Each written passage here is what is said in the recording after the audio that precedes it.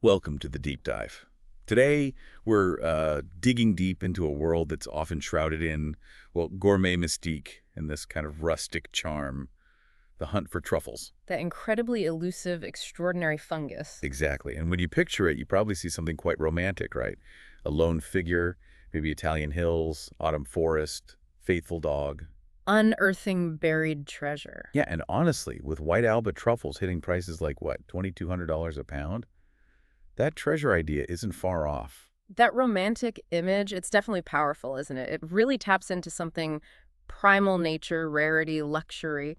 But like anything with such deep history, tradition, and frankly, value, the reality of truffle hunting being a trifolo in Italy, it's much, much more complex, more demanding than just a nice walk. Absolutely. And that's what this deep dive is all about for you, our listener. We want to peel back that romantic layer. We've gathered sources covering, well, everything. The techniques, the rules, the history, the culture, even the darker side.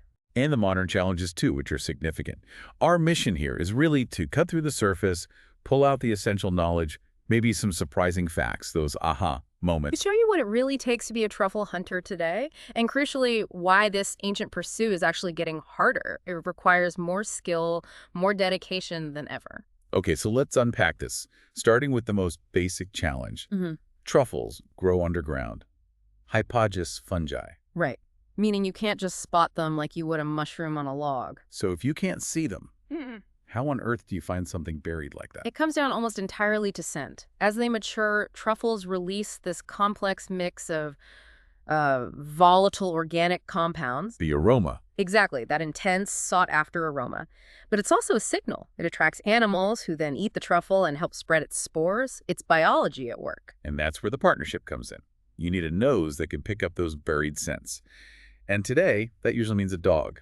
Precisely. Dogs have an olfactory sense that's just orders of magnitude better than ours. They can detect those specific compounds, even diffused, coming from inches, maybe even a foot underground. Amazing. And here's a little deep dive twist for you. For years, the thinking was animals, especially pigs, were drawn to androstenol, a steroid linked to pig pheromones. Right, I've heard. But the newer research, it points more towards dimethyl sulfide as the main attractant for most truffle seekers, including dogs. So it shifts our understanding of what they're actually smelling down there. Wow, so the science is still evolving even on the basic scent attraction. That's fascinating. Okay, so the dog smells it, finds the spot. Then what happens? Well, it's a real team effort. The dog works the ground, follows that scent cone. When it pinpoints the source of mature truffle giving off those compounds, it signals. How does it signal? Does it bark? It varies, depends on the dog and the training. Often they'll start to paw or lightly dig right at the spot. That's the cue for the hunter. And the hunter takes over before the dog goes crazy digging. Absolutely crucial, yes. The human steps in for the excavation. And it's not just about carefully lifting the truffle. The care taken here is just paramount. Why? To avoid breaking the truffle itself. It's part of it, they're delicate. Yeah. But even more importantly, it's about minimizing disturbance to the ground around the truffle. Okay, why is disturbing the soil so bad? What are you protecting? You're protecting the truffle's life support system, really. The truffle you find, that's just the fruiting body, like an apple.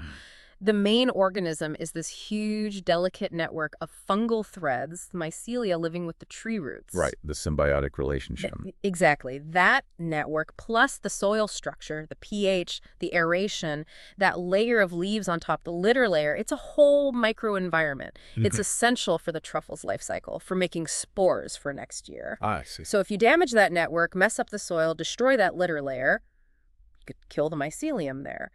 Or stop spores developing, that patch might not produce again for years, maybe never. So respecting the ground isn't just being tidy, it's essential. It's essential for future harvests. Sustainability. It's absolutely an investment in the future, protecting the ecosystem. Okay, so careful digging with a dog is the responsible way. But you mentioned another method, one that sounds like the complete opposite of careful. Yes, and sadly, it's still used sometimes, even though it's incredibly destructive. Raking. Using a rake or a hoe, sometimes even a garden fork. To just scrape the ground. Exactly. Indiscriminately scraping and turning over big patches of the forest floor, hoping to just stumble upon a truffle by chance. Oh, that just sounds terrible after what you just explained about the mycelia. It is terrible. It tears right through those sensitive mycelial networks, the engines of truffle growth.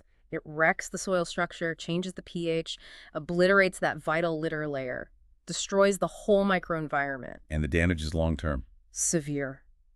Raking can basically sterilize an area for truffles, wipe out entire patches, stop future generations. And there's another problem. What's that? Rakers often dig up truffles whether they're ripe or not. Right, because they're just scraping everything. Mm. And unripe ones, they don't have the smell, the value. Precisely.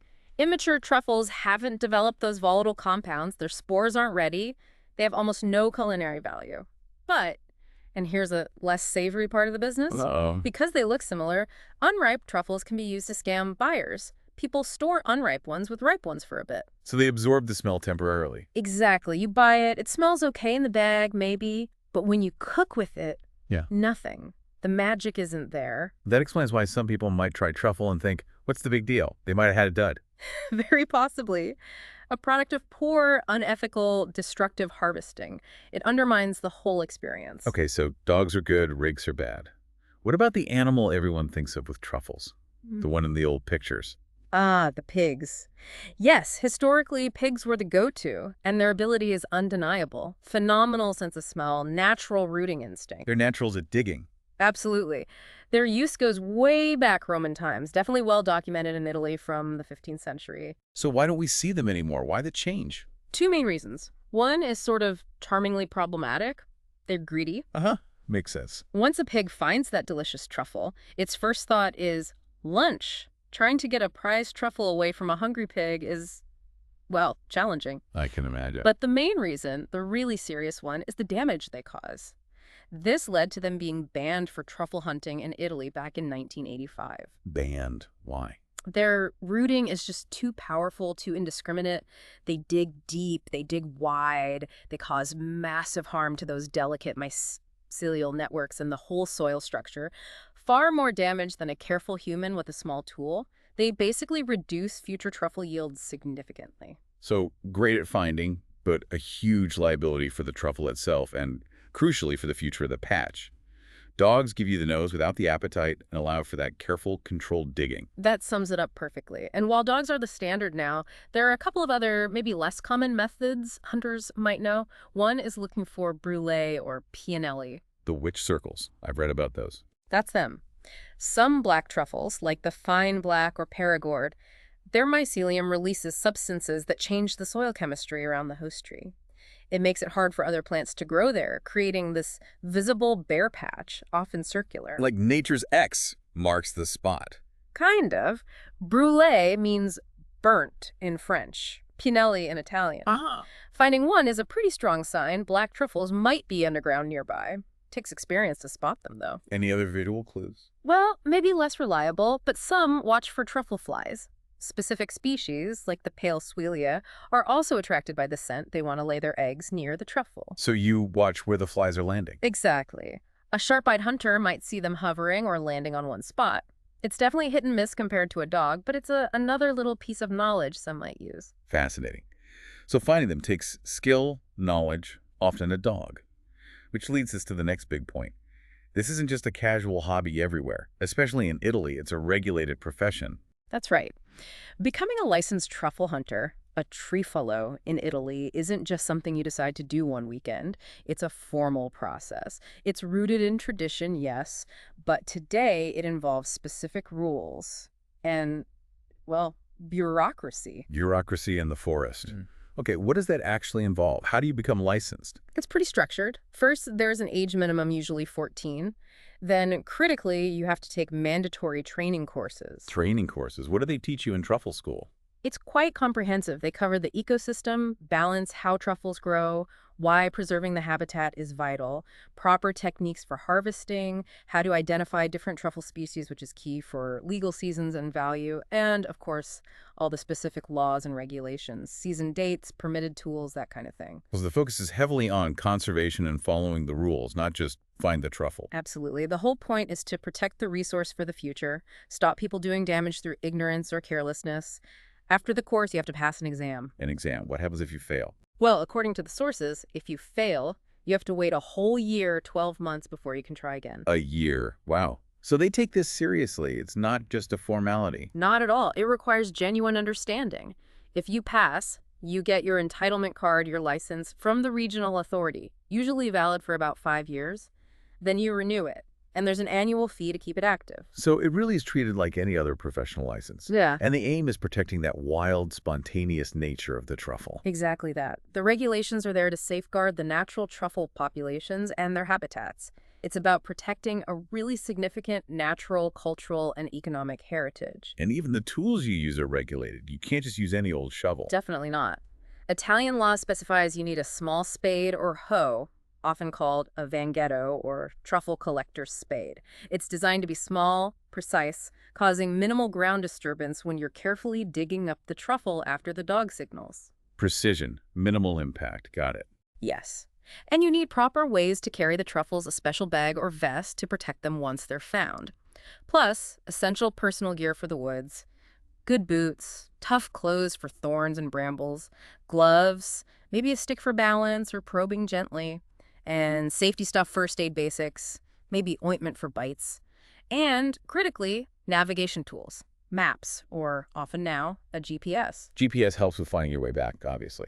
Yes, but also for marking productive spots precisely, so you can hopefully return year after year. It's part of building that location knowledge.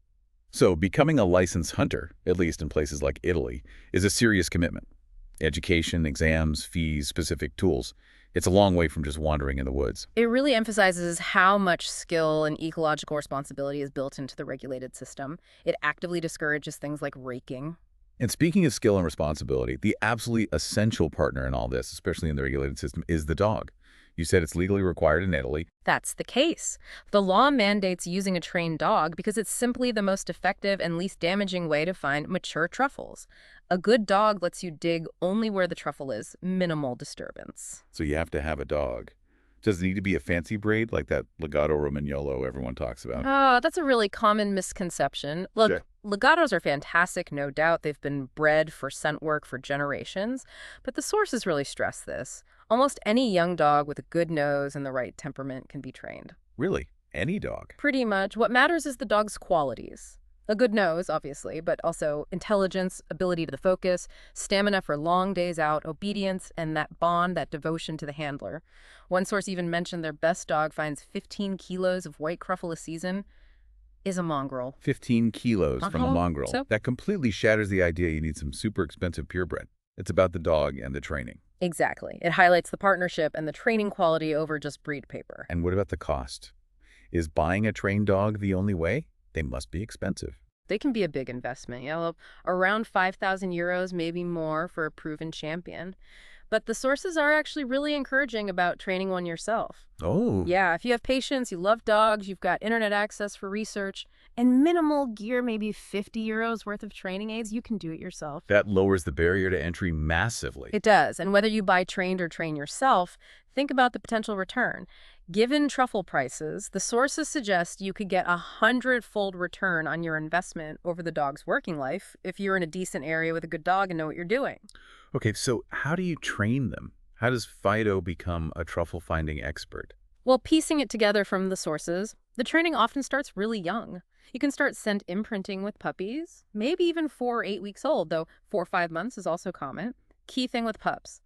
Keep sessions super short and fun. Build that positive association. Reward, reward, reward. Absolutely, that's the core principle. Associate the truffle scent with high-value rewards. Use training aids toys, cloth scented with real truffle, and this is critical.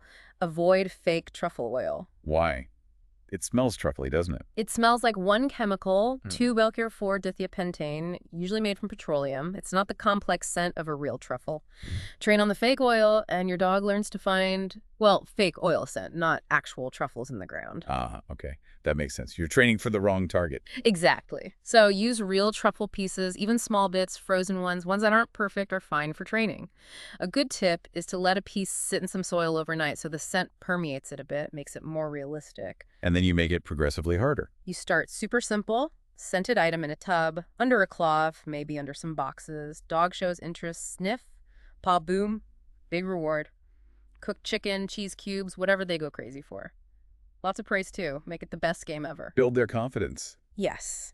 Then you hide it in tougher spots. Soft soil first, easy digging. Around the house, then outside. bury it a bit deeper.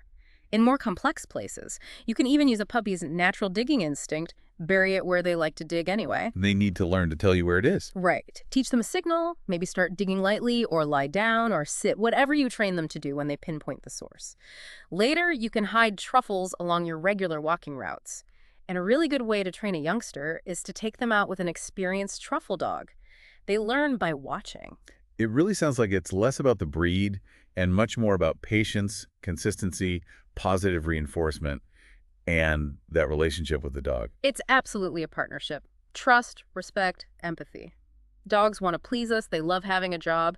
Finding truffles is stimulating for them. That story about the legato puppy, Dougie, finding truffles at just 4 months because he loved the game and pleasing his owners, that says it all. That's brilliant. Some hunters even prefer hunting at night, where it's allowed.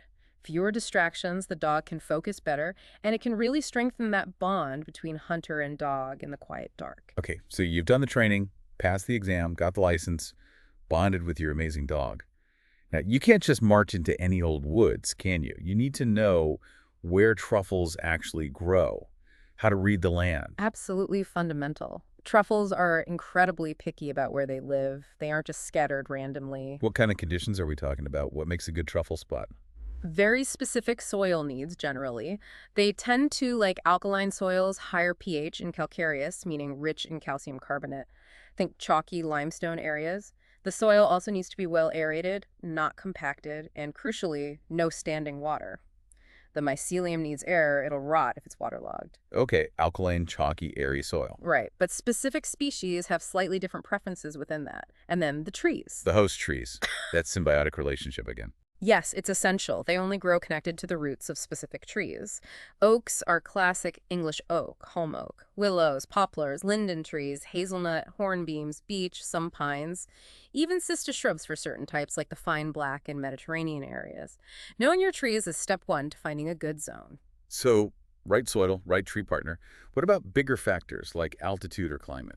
Altitude varies a lot by species. White alba likes plains and low hills. Black winter truffle often prefers medium altitudes, say 400 to 1,000 meters, sometimes higher. Climate is huge.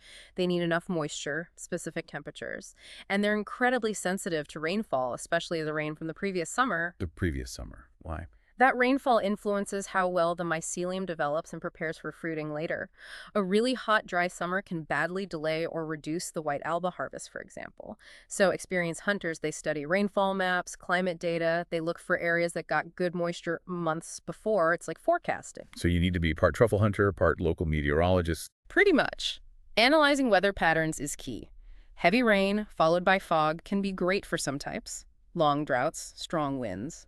Bad news. Hunters learn to read these signs over seasons and years. And there are strict hunting seasons for different types too, right? To protect them. Yes, definitely. Legally enforced in most places. Specific harvest periods for each species. That ensures hunters are mostly finding mature truffles, the ones with the full aroma, and importantly, viable spores ready to spread. Collecting unripe ones is bad for consumers and stops the fungus reproducing. Regional laws might tweak dates a bit, but the principle is maturity. Okay, so beyond trees, soil, climate, season, Mm. are there actual visible signs on the ground? Clues? Yes. Subtle things you learn to spot. We mentioned the pianelli or witch circles, those bare patches around some host trees, often indicating black truffles. Seeing one is a strong visual clue. Like the forest giving you a hint. Exactly. Hunters might also look for signs of, well, competitors. Other animals? Yeah. Badgers, squirrels, certain insects like that truffle fly, they like truffles too. Finding their digging marks or other traces might mean they got there first, or it could lead you to a patch with more truffles nearby. It's about reading the whole ecosystem. It's amazing how much information is there if you know how to look. Where are the main truffle hotspots globally?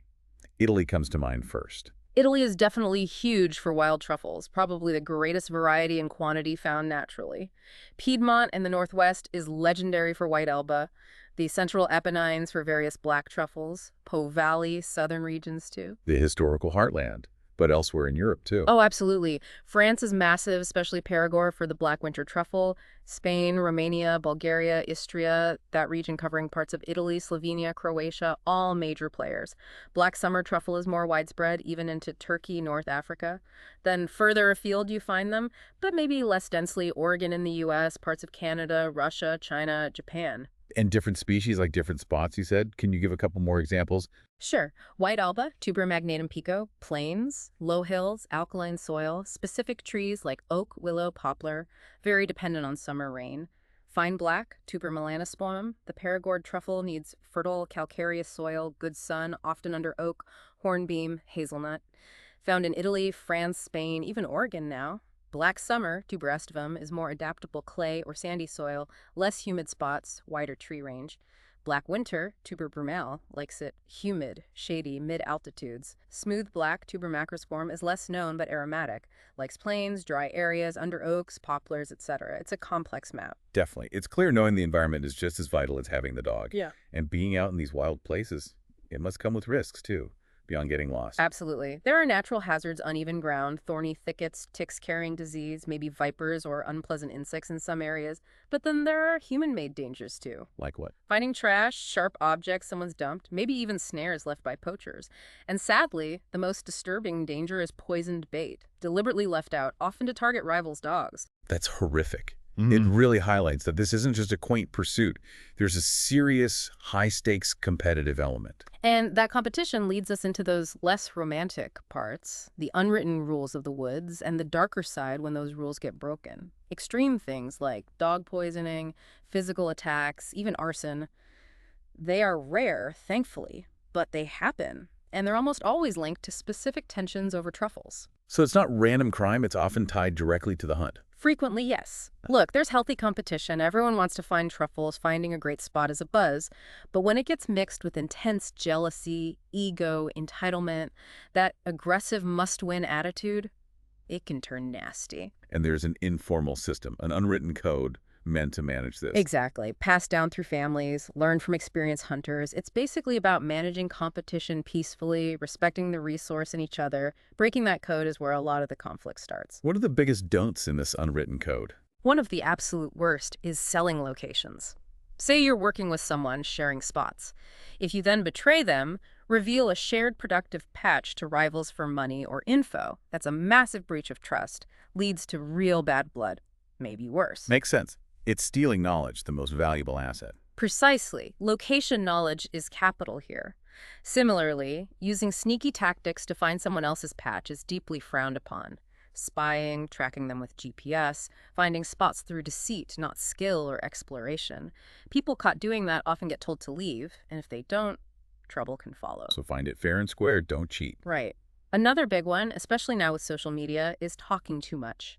Bragging online, posting photos with location tags, even just gossiping about spots in the cafe. Why is sharing success bad? Seems counterintuitive. Because it gives away those hard-won locations. It attracts outsiders, maybe organized groups with teams of dogs who aren't local, haven't put in the years. Suddenly, competition skyrockets for the traditional hunters. It breeds resentment. Secrecy was key to managing things locally. Blabbermouths wreck that balance. A real clash between traditional secrecy and modern sharing culture. Exactly. And a final key rule: respect presence. If you get to a spot and someone's already hunting there, the code says you back off. Find somewhere else. Doesn't matter how far you drove or how early you got up. Just basic courtesy, really. It is, but ignoring it is seen as deeply disrespectful. It causes arguments, distracts the dogs, it escalates things. Are there other things that cause friction, even if not violence? Yes, stuff seen as lazy or disrespectful, not filling in your holes after digging a truffle, for instance, that damages the ground for future growth and someone could twist an ankle, shows a lack of care. Lazy, inconsiderate, but maybe not fight-worthy. Probably not. Same with leaving litter. It's disrespectful to nature, plus it signals someone's been there, potentially giving away a spot. But again, dropping a wrapper isn't likely to lead to extreme retaliation. The really serious stuff involves betrayal, cheating, or directly threatening someone's ability to find truffles. And this whole situation sounds like it's getting more tense because of who is hunting now. That's a huge factor. Truffle hunting knowledge used to be kept tight, family traditions. Now with the internet, courses, it's more accessible. So you get new hunters, maybe not local, maybe just chasing quick profit, who don't have that long-term connection to the land, and crucially, don't know or care about the unwritten rules. Their presence, especially in crowded areas, just ramps up the tension with the traditional guys. A clash of cultures playing out in the forest. And it's compounded by sheer numbers. Italy, for example, over 70,000 licensed hunters. And that number's been rising since the 80s, partly due to unemployment pushing people towards it, more hunters chasing a finite, maybe even shrinking resource, less income per person, more antagonism, higher chance of conflict. So the human pressures are intense. But what about bigger external threats? Climate change must be hitting this hard. Climate change is a massive threat, maybe existential for wild truffles, rising temperatures, changing rain patterns. They directly mess with the specific conditions truffles need. We talked about how crucial rainfall is, especially summer rain. Hotter, drier summers. Directly harmful. Is there proof? Data showing the impact. Yes. One source mentioned a study in the Perigord region. Just a 1 degree C average temperature increase cut truffle yields by 22%. 22%. From 1 degree, that's huge. It's dramatic. It puts immense pressure on the resource and the hunters. Yeah. People are already finding fewer truffles in old spots, having to search higher up, look for different microclimates. But it's not just the climate itself, but how humans react to it, changing land use. Exactly. Competition for the land itself. The example from Italy with the wine industry is stark. Climate change pushes vineyards to seek cooler spots, often higher up, often forested land. Which are prime truffle habitats. Right. So forests get cleared or changed for vineyards, and natural truffle grounds disappear or get degraded. Two valuable industries potentially clashing over shrinking suitable land, partly driven by the climate change that's also hurting truffles directly. It's a feedback loop, almost. So with wild truffles under pressure, is farming them a viable alternative? Oh. Truffle cultivation. It's definitely being explored and invested in. You basically plant young trees whose roots have been inoculated with truffle spores, trying to create that symbiosis in a controlled setting. And the cultivated truffles, if done right, apparently have the same aroma and taste as wild ones. But it can't be easy to farm something like that. No, it's technically difficult, needs careful soil management, and it takes a long time. Sources say minimum 6 years from planting to maybe getting a first harvest. Often much longer, maybe a decade plus, to get consistent production. And even then, not everything harvested is good quality. Maybe only 2/3 are considered edible or sellable. So big investment, long wait, uncertain yield. But the key advantage is Control over the environment, yeah, especially water. You can irrigate a plantation. That makes it potentially less vulnerable to climate change impacts like drought compared to wild truffles reliant on natural rain. It offers a way to produce more reliably in a changing world. And what about the traditional hunters? With wild truffles scarcer, competition fiercer, how are they adapting? How do they survive? Many are trying to adapt their skills. Some look to hunt in nearby regions with maybe less pressure, like parts of the Balkans. Others diversify, using their expertise in related businesses. Like what? Training and selling truffle dogs makes sense, right? They know what makes a good dog, how to train it, or running truffle seminars, workshops, guided hunts for tourists, turning the experience itself into a product. Using their knowledge in new ways. But isn't there a bit of an irony there? A huge irony. Training dogs, teaching seminars, while it brings in income, it also means more people learn how to hunt, potentially adding even more hunters to the woods in the long run, increasing the very competition they're trying to cope with. It's a tricky balancing act for survival. It really highlights the difficult position they're in. And it leads to that big question. With the environment changing, human pressure rising, what's the future for the traditional truffalo? The ones whose life, culture, identity is tied to the wild harvest. Yeah, this deep dive has definitely shown a much more complex, demanding picture than that simple romantic notion. It's this incredible mix of deep ecological knowledge, that partnership with the dog, sticking to strict rules, legal and unwritten, navigating intense competition, all while facing these huge external threats like climate change. It really is. It's a testament to skill and dedication, but also shows how vulnerable these natural resources and the cultures around them can be.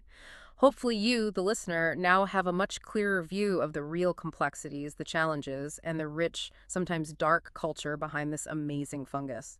Absolutely. And it really leaves you thinking, doesn't it? With the environment pushing yields down, competition pushing tensions up, can that traditional wild truffle hunt really survive as it is? Or is the future inevitably more about farming, about hunters adapting into new roles, guides, trainers, cultivators? What do we gain, and maybe more importantly, what do we lose in that shift from the wild forest floor to the managed plantation? That's a profound question about the future of a resource, yes, but also about a unique human culture and heritage.